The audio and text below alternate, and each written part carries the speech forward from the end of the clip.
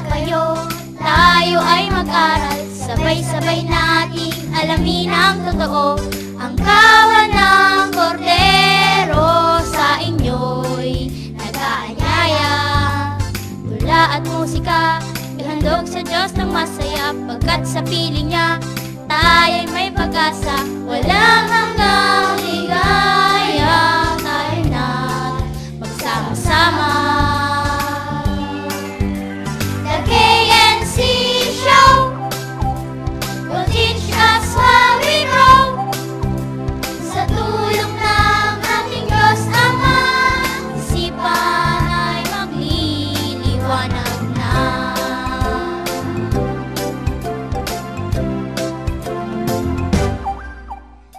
Mabalat na naman ang bumabasa, katwiran ng Ama ay nauunawa. Kaya't buksan ang Biblia, tayo na't magsalo-salo. The KNC Show will teach us while we grow. Sa tulong ng ating Diyos Ama, isipan ay magliliwanag na.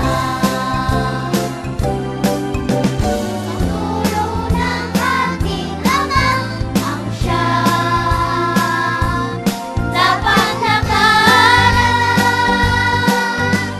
The KNC Show will teach us while we grow. Sa tulong ng ating Diyos Ama, isipan ay magliliwanag na. KNC Show will teach us while we grow. Sa tulong ng ating Diyos Ama, isipan ay magliliwanag na.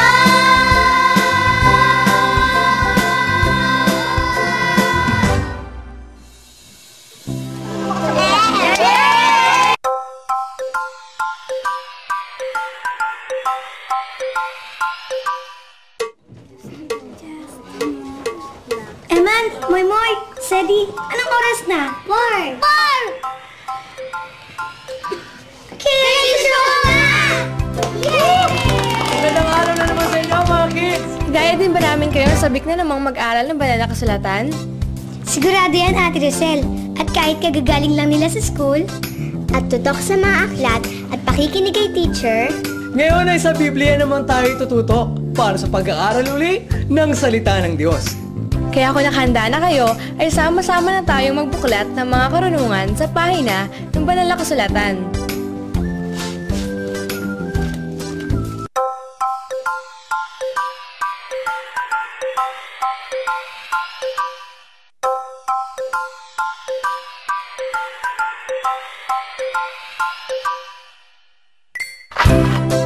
Hey kids! Do you know the right program to watch where you will learn so many things from the Bible?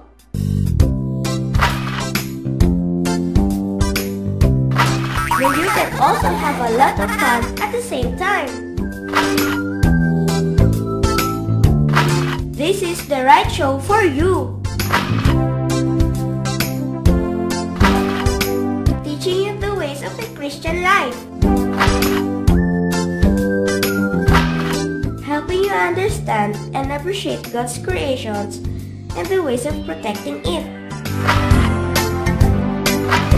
The only kiddie Bible-based educational show on TV. Watch KNC Show from Monday to Friday, 4 to 4:30 in the afternoon.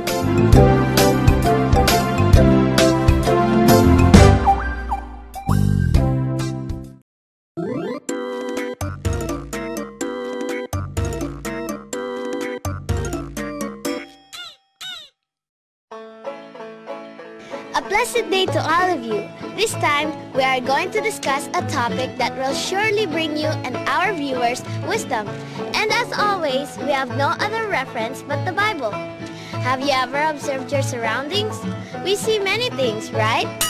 There are beautiful and not so beautiful things oversight. There are trees, plants, different kinds of birds, and the blue sky. Also, our our ears could hear many sounds, different kinds of songs, joyful, sad, noisy, and a lot more. All of those, am I right, kids?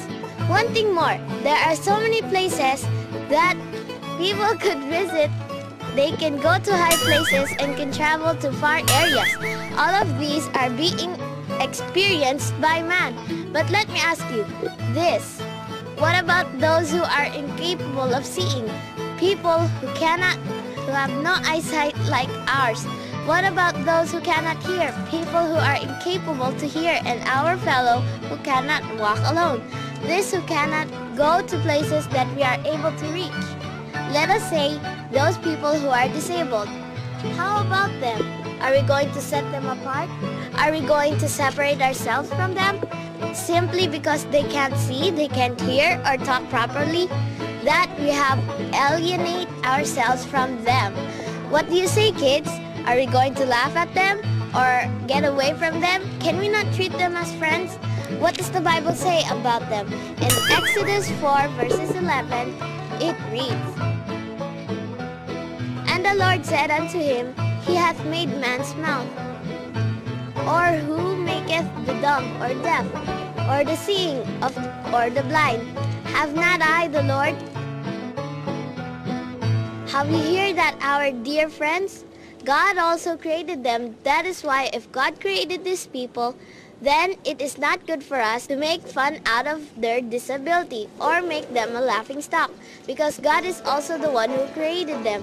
Let us cite another verse from the Bible. In the book of Proverbs 22 verse 2, it reads, The rich and the poor meet together. The Lord is the maker of them all. See, God created the rich and the poor. So let us not isolate those people who are disabled, poor, or downtrodden. They are also creations of God just like us. We should also give them more attention. In the book of 1 Peter chapter 2 verse 17. Honor all men, love the brotherhood, fear the God, honor the king. Now kids, do you understand what the Bible is saying about treating the poor and the disabled? We should respect people, including them, because that is what God tells us to do. I hope this is an additional information to you. Till next time, this is AJ for another episode of What Does the Bible Say? It reads, bye!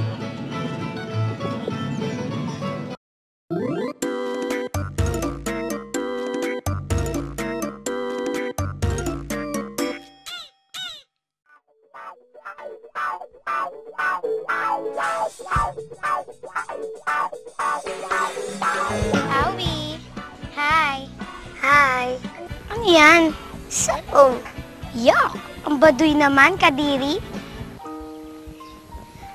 Tinan mo yung cellphone ko. May bag pa ako maganda. Ikaw, meron ka ba?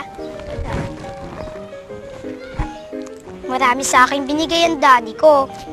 Maraming laman to.